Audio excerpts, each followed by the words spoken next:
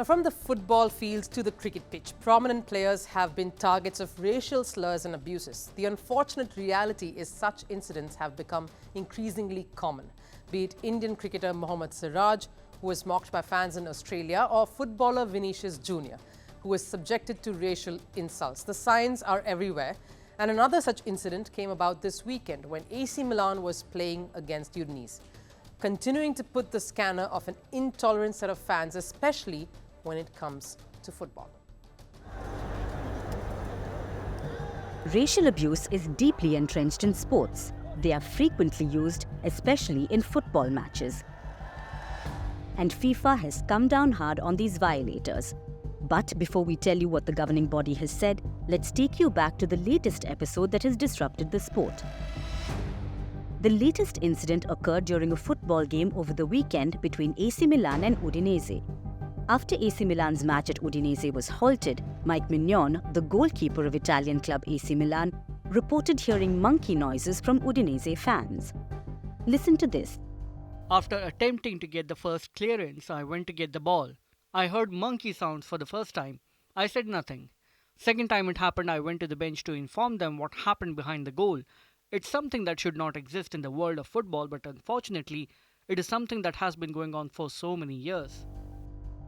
Mignon reported this to the referee and walked off the field, resulting in play coming to a halt.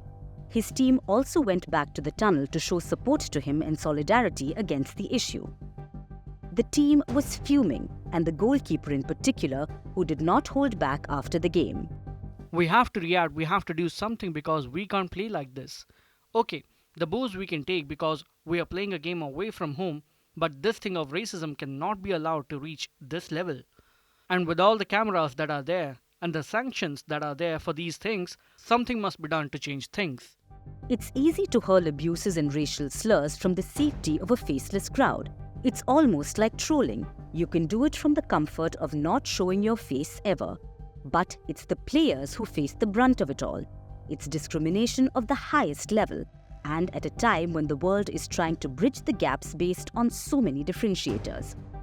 AC Milan went on to win that game 3-2 against Udinese. The incident brought some of the biggest names to come out in support of Mignon, like his French teammate Kylian Mbappe. And this was not the only recent incident that's flared up. During Sheffield's Wednesday fixture against Coventry City at Hillsborough on January 20th, a Coventry midfielder, Casey Palmer, was at the receiving end. A fan had made a racial gesture towards him. All of this, of course, has reached FIFA's doorstep. Football's governing body has decided to take a strong step towards putting an end to racism in the sport. FIFA has gone on to say that the football team whose fans engage in racial abuses or gestures will end up forfeiting the match. FIFA's latest decision comes in addition to the three-step anti-racism plan, which includes stopping the match, restopping the match, and finally abandoning the match altogether. Here's what FIFA said.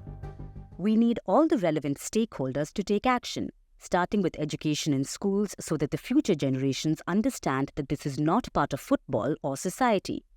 Along with the three-step process, we have to implement an automatic forfeit for the team whose fans have committed racism and caused the match to be abandoned, as well as worldwide stadium bans and criminal charges for racists. FIFA's zero-tolerance outlook towards racism comes at a time of increasing instances of racial discrimination. In fact, just a week earlier, Lazio, another Italian football club, was given a one-match stand closure, meaning Lazio fans will not attend their club's upcoming fixture against Napoli on January 28th. This was after monkey chants were directed at Romelu Lukaku when Lazio took on Roma. How strict enough are these measures, though? Shouldn't the change come from the grassroots? And how much of an impact will this have on the football community as a whole? Well, those are some things to think about.